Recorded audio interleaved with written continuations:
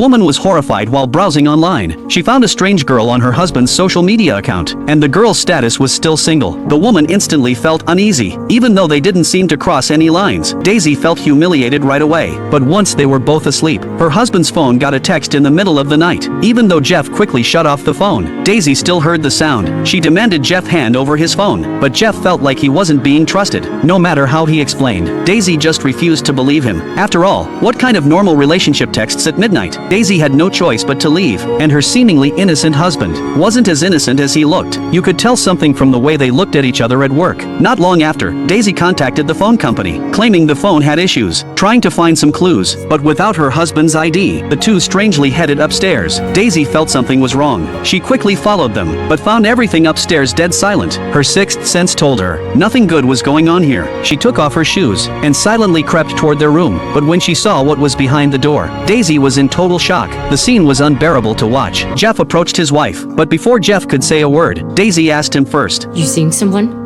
That's not the point. This is about us. I can't see myself in this. You're not seeing anyone.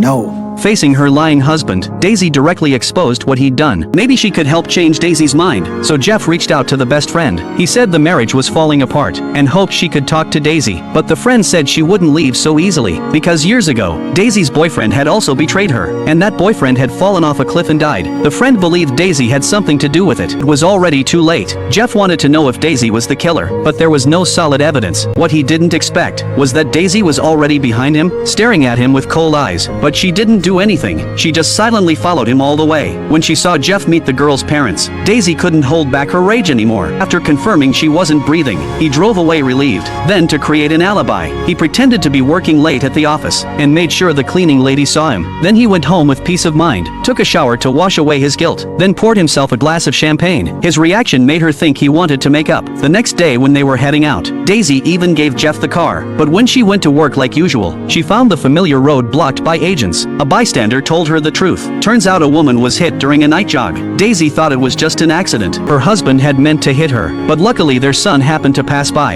and that gave Daisy the chance to escape. Jeff was in a panic. He was scared the truth would come out, but what he didn't expect was that Daisy invited him to a restaurant. This made Jeff feel uneasy. When he met Daisy, she used his secrets as leverage. She not only wanted him back. Daisy shared this old story with Jeff because she couldn't let him go. As long as he came back, they'd both hold secrets over each other, and they could stay together forever. Faced with his crazy wife, Jeff raised his hands and agreed, and promised to get rid of the girl, to give him an alibi. They checked into a hotel. Then Jeff climbed out the window and snuck over to the girl's house so the butler would think Jeff was still in the room. The butler became the key witness, but Daisy forgot one thing. Jeff never actually did it. As Jeff was about to wash up, he saw the hatred in Daisy's eyes and realized she had killed the girl herself. Jeff had no choice but to accept it. With no proof, the agent had to let it go. They searched the area for days, but found nothing. In the end, the girl was ruled missing. A few days later, the town held a bonfire event. Jeff and his friend rowed a boat to light the fire in the middle of the lake. Seeing the agent searching on the shore, Jeff's hands were shaking too hard to light the match. Beneath the huge bonfire was the girl's body, and with the fire fading away, the truth sank forever into the lake. Not long after, Daisy moved to a new place, and the movie came to an end.